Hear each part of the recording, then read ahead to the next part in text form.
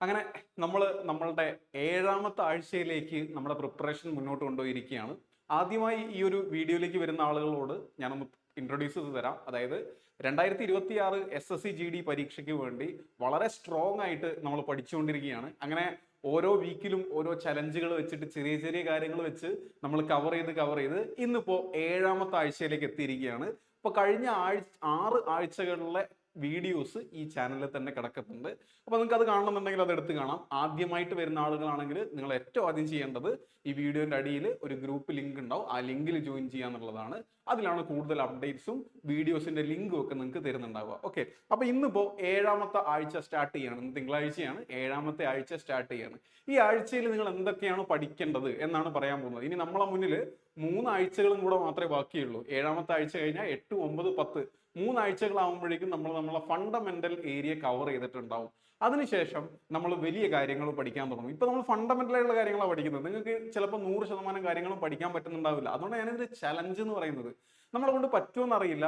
ഒരു ശ്രമം, നമ്മൾ ചലഞ്ചായിട്ട് ഏറ്റെടുത്ത് ശ്രമിക്കുക എന്നുള്ളതാണ്. പരമാവധി നിങ്ങൾ എന്ത് ചെയ്യുക, കവർ ചെയ്യാൻ ശ്രമിക്കുക. അതിൽ തന്നെ പറയുന്ന കാര്യങ്ങൾ പ്രോപ്പറായി ചെയ്യുന്ന കുട്ടികളും ഉണ്ട് കേട്ടോ. വളരെ എഫക്റ്റീവായിട്ട് ഒരു 100 കുട്ടികളെങ്കിലും ഇത് കൃത്യമായി ഫോളോ ചെയ്യുന്നുണ്ട്. അവരൊക്കെ വരാനിരിക്കുന്ന ലിസ്റ്റിലുള്ള ആളുകൾ തന്നെയാണ്. ഓക്കെ, അപ്പൊ ഈ ആഴ്ചയിൽ എന്തൊക്കെയാണ് മെയിൻ ആയിട്ട് നമ്മൾ ചെയ്യേണ്ടത് എന്നുള്ളത് ഞാനൊന്ന് ജസ്റ്റ് എക്സ്പ്ലെയിൻ ചെയ്ത് തരാം. നമുക്ക് ഓരോന്നോരോന്നായിട്ട് നോക്കാം. ആദ്യം തന്നെ ക്ലാസ്സുകളെ പറ്റി പറഞ്ഞുതരാം.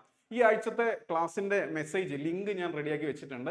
വീക്ക് 7 നാളെ നിങ്ങൾ കാണേണ്ടത് പെർസെൻറ്റേജിന്റെ ക്ലാസ് ആണ്. നാളെ കാണേണ്ടതല്ല, ആക്ച്വലി ഇന്ന് വൈകിട്ട് നമ്മുടെ ഈ ചാനലിൽ തന്നെ ഈ വീഡിയോ നിങ്ങൾ കണ്ടതിന് ശേഷം 7 മണിക്ക് ലൈവ് ഉണ്ട്. ആ ലൈവ് പെർസെൻറ്റേജിനെ ബേസ് ചെയ്താണ്. അപ്പൊ ആദ്യം നിങ്ങൾ കാണേണ്ടത് ആ ലൈവ് ആണ്. അത് ഇന്ന് തന്നെ സ്റ്റാർട്ട് ചെയ്യണം. ഞാൻ ട്യൂസ്ഡേ എന്നാണ് കൊടുത്തതെന്നുണ്ടെങ്കിൽ നിങ്ങൾ ഇന്ന് തന്നെ സ്റ്റാർട്ട് ചെയ്യേണ്ടതായിട്ടുണ്ട്. അതുപോലെ തന്നെ ഞാൻ കൂടുതൽ അതുമായി ബന്ധപ്പെട്ട പെർസെൻറ്റേജുമായി ബന്ധപ്പെട്ട കൂടുതൽ വീഡിയോസ് നിങ്ങൾക്ക് അയച്ചു തരും. അത് നിങ്ങൾ കാണേണ്ടത് വെനസ്ഡേയിലാണ്. അപ്പൊ ട്യൂസ്ഡേ, വെനസ്ഡേ 2 ദിവസം ഉണ്ട് പെർസെൻറ്റേജ് എന്ന് പറയുന്ന ഒരു വലിയ ടോപ്പിക് കവർ ചെയ്യാൻ. മസ്റ്റ് ആയും കവർ ചെയ്തിരിക്കുക. അതിൽ ഇന്ന് സ്പെഷ്യലായിട്ട് നിങ്ങൾക്ക് ഒരു ലൈവ് തരുന്നത് നിങ്ങൾക്കും കൂടെ ഹെൽപ്ഫുൾ ആവണം എന്നുള്ളത് കൊണ്ടാണ്. അപ്പോൾ അത് മസ്റ്റ് ആയും വന്ന് കണ്ടിരിക്കുക. ഇനി അത് കഴിഞ്ഞാൽ ബുധനാഴ്ച കഴിഞ്ഞാൽ പിന്നീട് തേഴ്സ്ഡേയിൽ മിറർ ഇമേജ്, വാട്ടർ ഇമേജ്, നമ്മൾ ഇമേജ് ബേസ്ഡ് ആയിട്ട് ഒരുപാട് ക്ലാസ്സുകൾ ഓൾറെഡി കണ്ടു കഴിഞ്ഞു. അവസാനത്തതാണ് mirror image and water image എന്ന് പറയുന്നത്. അതുമായി ബന്ധപ്പെട്ട ഒരു വീഡിയോന്റെ ലിങ്കും ഞാൻ അറ്റാച്ച് ചെയ്ത് വെച്ചിട്ടുണ്ട്. പിന്നെ ഉള്ളത് ഫ്രൈഡേയിലെ വൊക്കാബുലറി ആണ്. നമ്മൾ എല്ലാ ആഴ്ചയിലും വൊക്കാബുലറി പഠിക്കുന്നുണ്ട് അല്ലെ. കഴിഞ്ഞതിന് മുന്നത്തെ ആഴ്ച നമ്മൾ എ എന്ന് പറയുന്ന ലെറ്റർ വെച്ചുള്ള കുറെ വൊക്കാബുലറി പഠിച്ചു.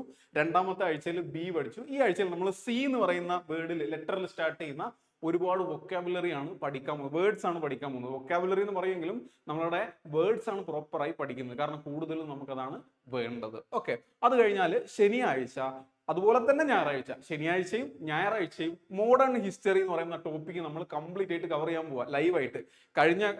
കഴിഞ്ഞ വീക്ക് ഫോളോ ചെയ്ത ആളുകൾക്ക് അറിയാം, കഴിഞ്ഞ ശനിയും ഞായറും മിഡീവൽ ഹിസ്റ്ററിന്റെ കംപ്ലീറ്റ് ലൈവ് ഉണ്ടായിരുന്നു.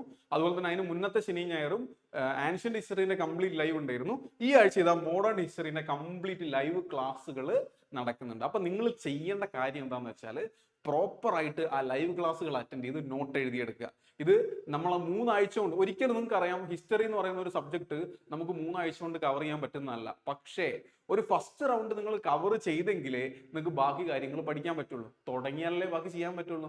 അപ്പൊ അതുകൊണ്ട് തന്നെ ഒരു 70-80% കവർ ചെയ്യാൻ ഈ ഒരു ലൈവ് നിങ്ങളെ ഹെൽപ്പ് ചെയ്യും. പ്രത്യേകിച്ച് GD പോലെ ഒരു പരീക്ഷയ്ക്ക് ഇത് വളരെ ഇമ്പോർട്ടന്റ് ആണ്. അപ്പൊ ശനിയാഴ്ചത്തെ ലൈവ് അതുപോലെ ഞായറാഴ്ചത്തെ ലൈവ് മിസ് ചെയ്യാണ്ടിരിക്കുക. അത് വളരെ പ്രധാനമായിട്ട് ഓർത്തു വെച്ചോളുക. ഇനി അത് കഴിഞ്ഞാൽ വീക്ക് 7 ടാസ്കുകളെ പറ്റി ഞാനൊന്ന് പറഞ്ഞുതരാം. നമ്മൾ കഴിഞ്ഞ വീക്കിൽ 1 മുതൽ 30 വരെയുള്ള ക്യൂബ്സ്, സ്ക്വയേഴ്സ് പഠിക്കണം എന്നാണ് പറഞ്ഞത്. ഇവിടെ ഞാനത് ക്യൂബിലേക്ക് മാറ്റിയിട്ടുണ്ട്.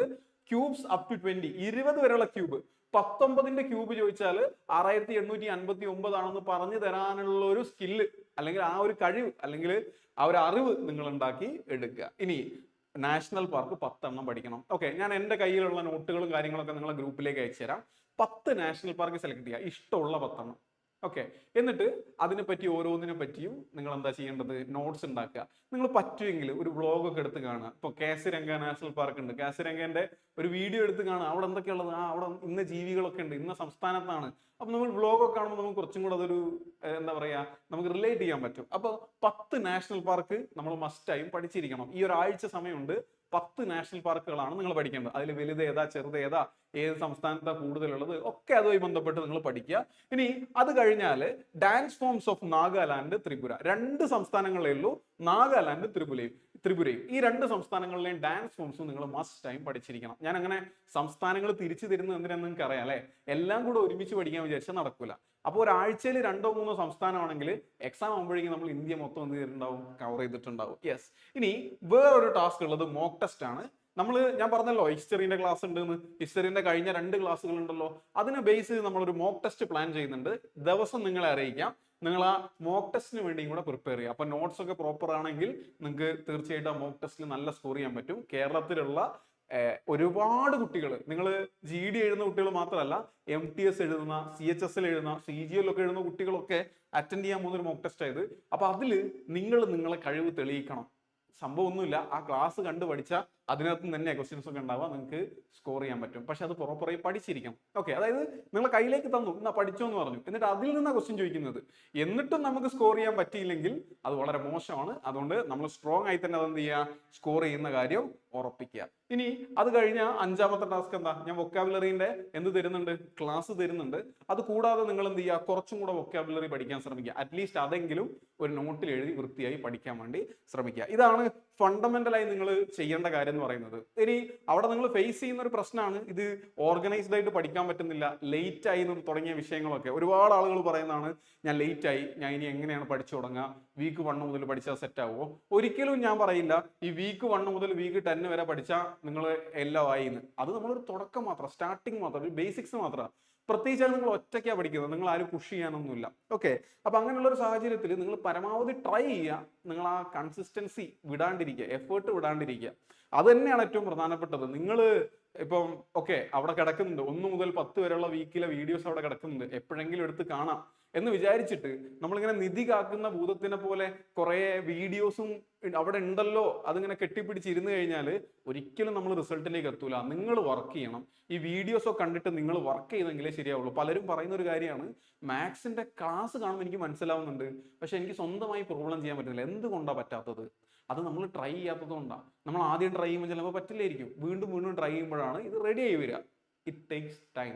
നമ്മൾ ക്ഷമ വേണം, ക്ഷമ കാണിക്കണം, അതിൻ്റെ കൂടെ തന്നെ വർക്ക് ചെയ്യാൻ വേണം. ഇനി അങ്ങനെ ലേറ്റ് ആയി എന്ന് തോന്നുന്ന ആളുകൾക്ക് വേണ്ടിയിട്ട് നമ്മൾ ഓൾറെഡി ദിശ അക്കാദമിന്റെ ഒരു ബാച്ച് സ്റ്റാർട്ട് ചെയ്തതാണ് ഓൺലൈനായിട്ട്.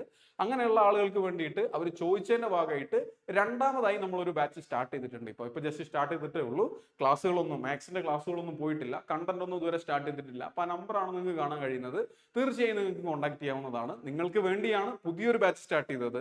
നമ്മൾ നേരത്തെ ഒരു ബാച്ച് സ്റ്റാർട്ട് ചെയ്തത്, അത് ഏകദേശം ഒരു 70-80% ആയി. നിങ്ങൾ അതിലേക്ക് ഇനി ജോയിൻ ചെയ്യേണ്ട, പകരം പുതിയ ബാച്ചസിലേക്ക് ജോയിൻ ചെയ്യാൻ വേണ്ടി ശ്രമിക്കുക. അത് വളരെ ഇമ്പോർട്ടൻ്റ് ആയിട്ടുള്ള കാര്യമാണ്, മറന്നു പോകരുത്. ഓക്കെ, അപ്പോൾ അത്രയും കാര്യങ്ങളാണ് എനിക്ക് ജനറൽ ആയിട്ട് ഈ ഒരു വീക്കുമായി ബന്ധപ്പെട്ട് പറയാനുള്ളത്. എന്തായാലും നിങ്ങൾക്ക് നന്നായിട്ട് പഠിക്കാൻ പറ്റട്ടെ.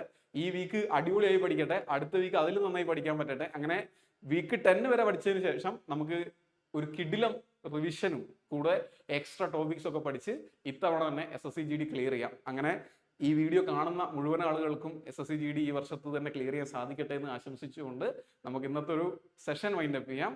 Happy learning.